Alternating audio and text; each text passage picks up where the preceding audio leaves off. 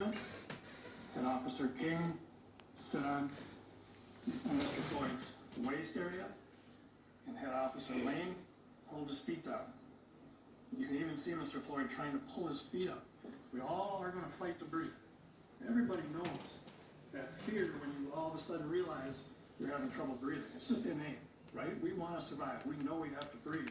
And there's an automatic reaction when you begin to feel like that is threatened. And you can see Mr. Floyd going through that. He tries to pull his feet up.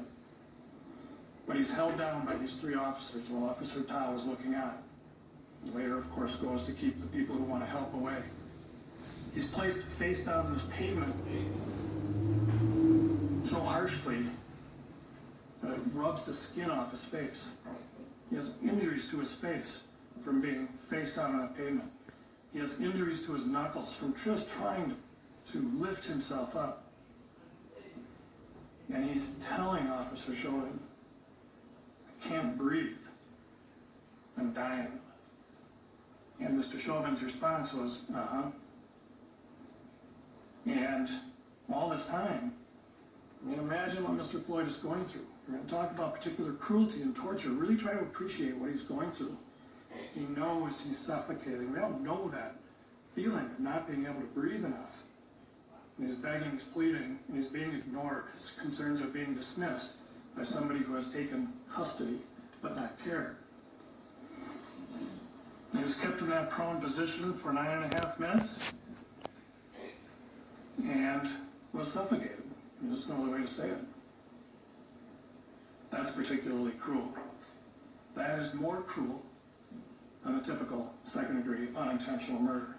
Significantly more. This is not a momentary gunshot, punch to the face. This is 9.5 minutes of cruelty to a man who was helpless and just begging for his life. This court found that there were children present, standing only a few feet from these officers.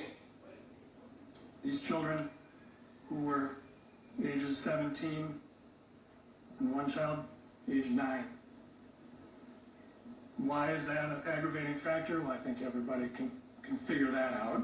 Right? It's particularly bad to commit a crime in front of children. We've heard a lot of academia about the development of the young brain and how long it can take. And here you got a couple of teenage girls, a 9-year-old girl. How are they going to process this? Standing feet from a man being suffocated by police officers. Such a stark sight that one of the children even says, we got to call the police on the police. How do you process that as a 9-year-old?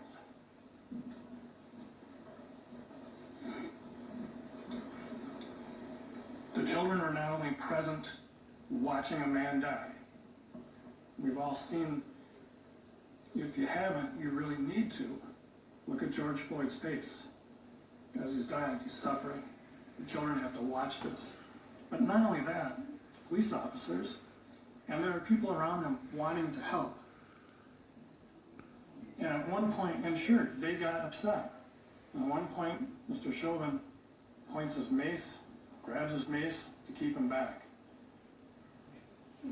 How does a child look at that? There's another officer screaming at them to get back.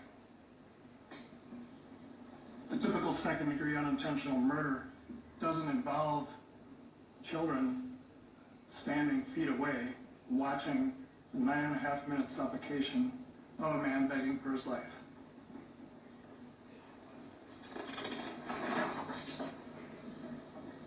This court also made a finding that the defendant committed the offense with the involvement of 3 or more other persons. Lane and King were involved directly in the restraint, and that Tao kept the bystanders at bay. I've already talked a little bit about Lane and King's role in holding Mr. Floyd down.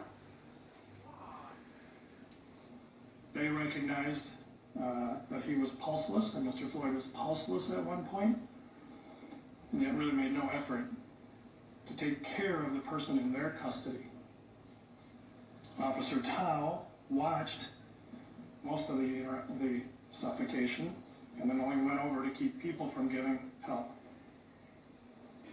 One person who is identified as a medical trained firefighter for the city of Minneapolis, and that was dismissed. Like, are we going to believe her?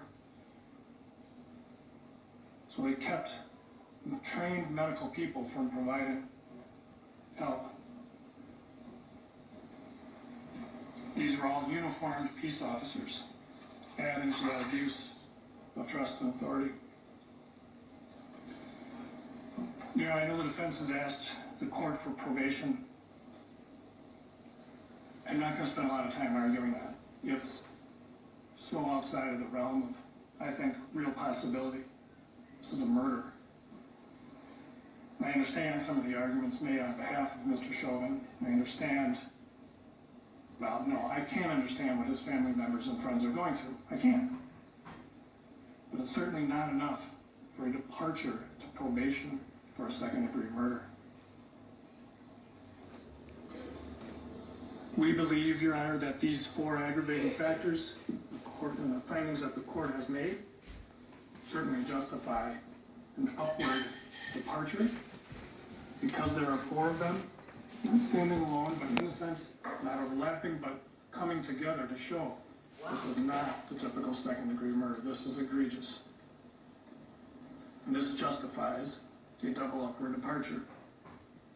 From the top of the box, which is 180 months, we're asking the court to do a double departure, recognizing all 4 factors, to 360 months.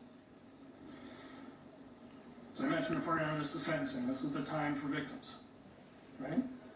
This is the time for the loved ones of the victim and the community to have a say. Again, I commend this family.